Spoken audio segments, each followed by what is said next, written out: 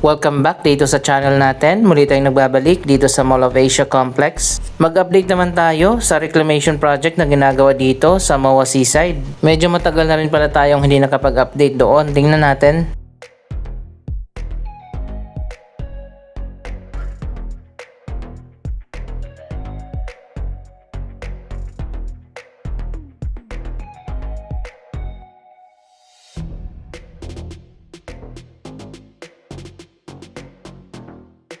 Sobrang init sa ngayon kaya ayan makikita nyo naman walang katao-tao dito.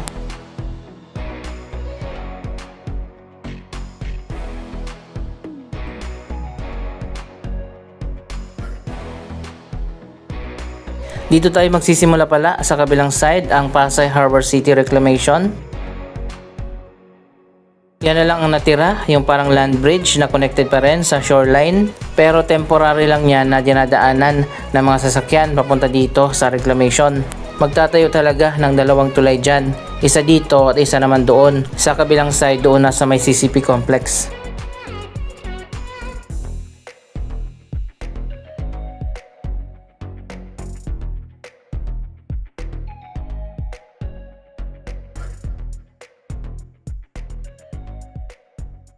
Mas nauna nga na ginawa itong Island A, ang Pasay Harbor City Reclamation. Doon naman sa kabilang side yung Island B, hindi natin kita dito.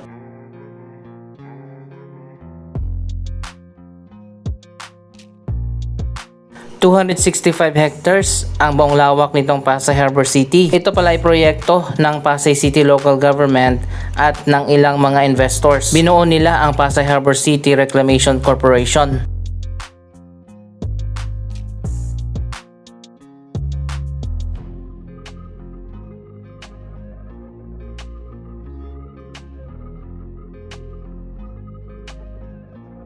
Napakaganda pala ng Pasay Harbor City kapag natapos na. Magkakaroon dyan ng 7 na district. Ang Gateway, Channel East, Channel West, Central Park, North Dock, South Shore, at West Wharf. Magkakaroon din dyan ng mangrove area.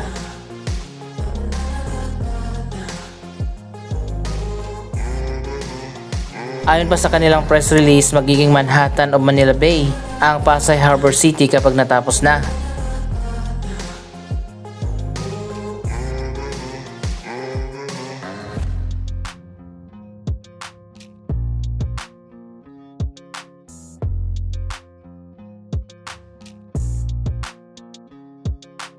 Isang bagong walkable city ang tinatayo dito.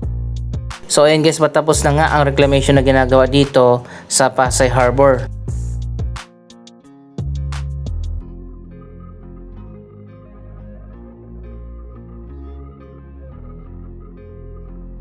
Dito na lang sa kabila ang SM Prime ang patuloy pa na ginagawa.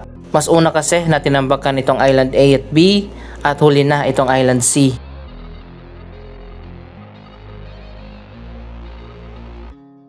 Ito naman kabila ang Island C. Ito naman ay proyekto ng SM. Ito ang SM Prime Reclamation Project.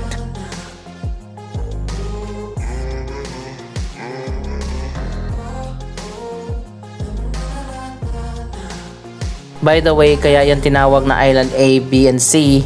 Kahit na magkaibang proyekto yan at iba yung may-ari, isang dredging company lang ang kinuha nila na magsagawa ng reclamation dito. Ang Royal Boskalis ng Netherlands.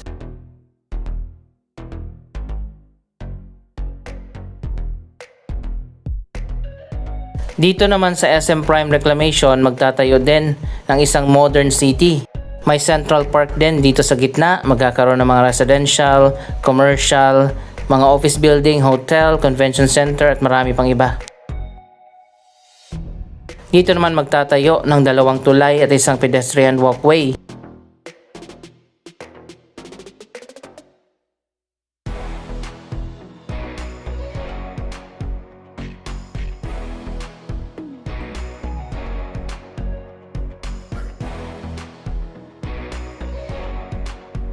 Isang tulay para sa mga sasakyan ang itatayo dito.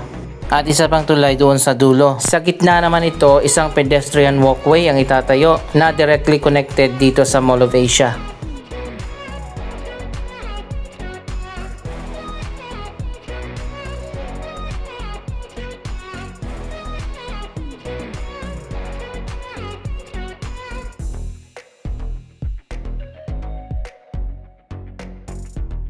So ayan guys, makikita naman natin mas malawak na yung gap mula dito sa shoreline papunta dyan sa reclamation. Ito ang magiging bagong water channel dahil yan sa utos ng DENR na hindi na pwedeng isagad ang mga reclamation project para magkaroon nga ng flow yung dagat at makalabas pa rin yung mga drainage system sa Manila Bay.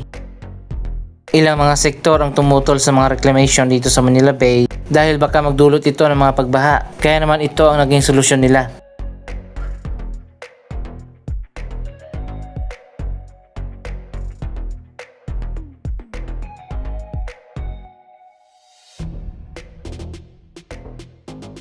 Napakaganda rin itong bagong reclamation project ng SM na magiging extension nga ng Mall of Asia Complex.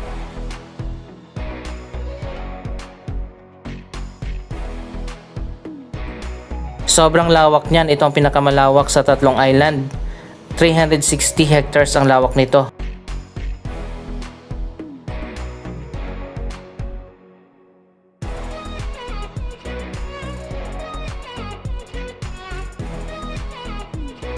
Isang magandang balita pa rin dahil hindi mawawala yung seaside dito at magkakaroon pa rin ng ocean view. Magiging maganda na dito at hindi na masyadong mainit kapag natayuan na ng mga building dyan sa bagong reclamation.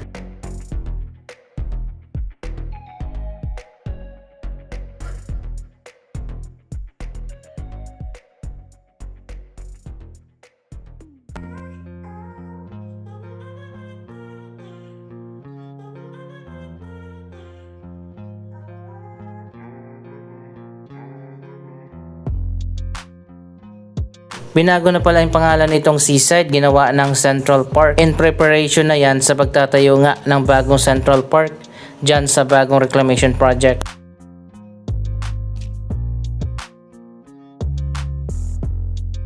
Last year ay natapos na nga ang major expansion ng Mall of Asia. May bagong third floor na, may dalawang Sky Garden at Sky Plaza.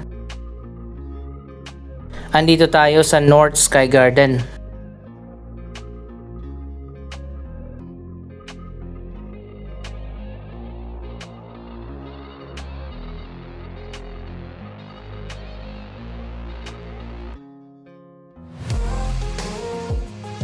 Yung mga bagong restaurant at cafe dito, hindi na natapos yan.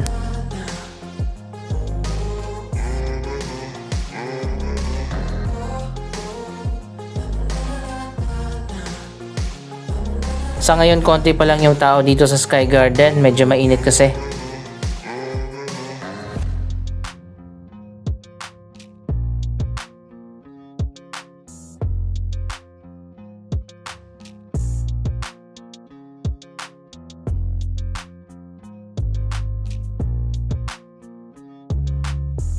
So ayan guys, makikita naman natin kung gaano nakalawak yung Pasay Harbor City. Sa year 2028 siguro simula na magtayo ng mga building dito.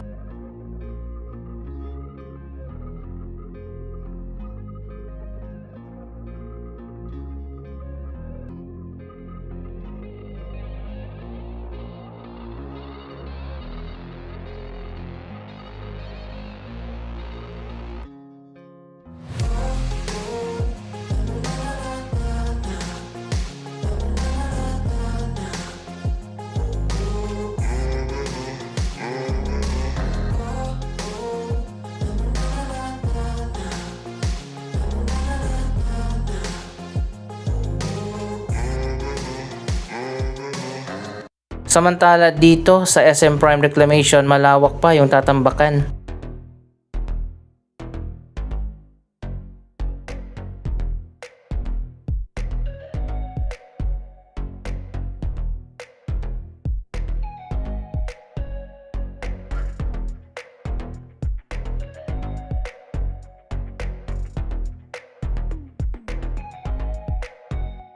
Patuloy pa yung pagtatambak ng lupa at buhangin dito sa Island Sea.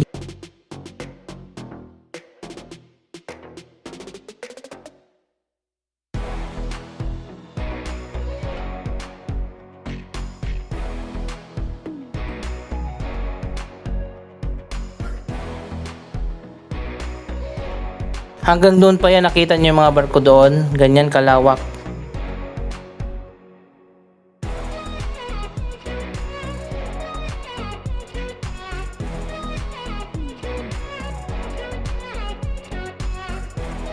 Isang project pa lang yung confirmed sa Pasay Harbor City, ang bagong Philippine International Exhibition Center. At dito naman sa SM Prime Reclamation ang bagong SM City Pasay na itatayo dyan.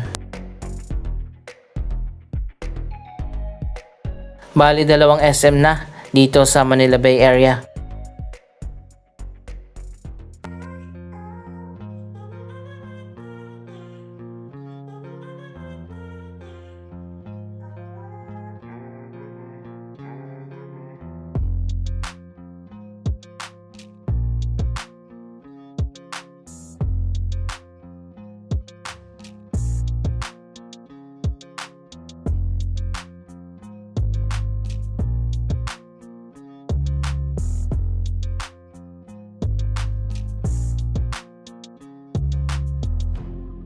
Dito naman tayo sa South Sky Garden.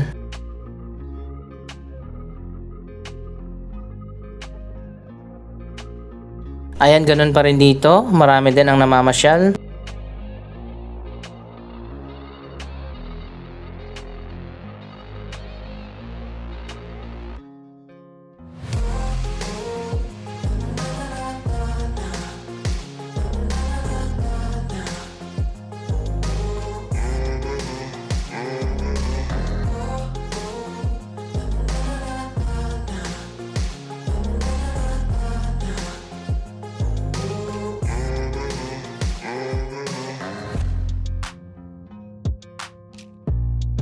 Hindi na tayo pupunta dyan sa taas, sa Sky Park. Siguro naman nakapunta na kayo dyan, napakaganda.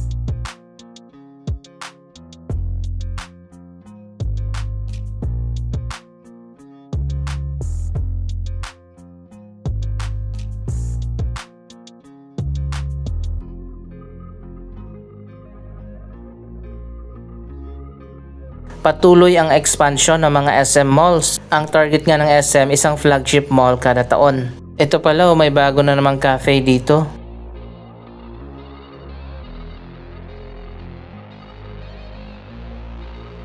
Ayon pa sa announcement ng SM, this year magbubukas ang bagong SM Nuvali. Sa year 2027 naman ang bagong SM Harrison. Magbubukas din ang bagong SM Malolos. Marami pang iba na coming soon na mga bagong SM. Ongoing na rin ang major redevelopment ng SM Mega Mall. Bukas na rin pala itong mas pinaganda na cinema.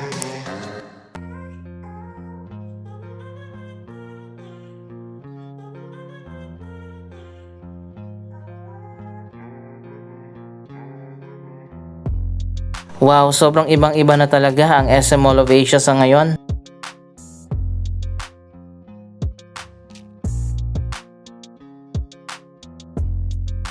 Year 2028 naman or 2029 nakaschedule ang major redevelopment ng SM North EDSA.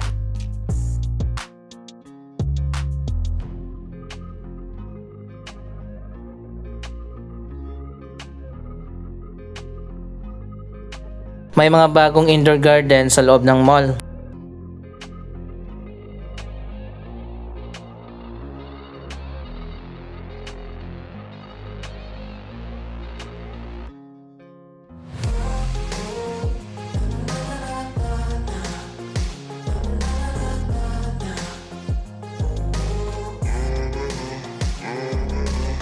Most anticipated talaga ang pagbubukas ng SM Nuvali dyan sa Santa Rosa, Laguna. At ang bagong SM Harrison naman next year na napakaganda rin.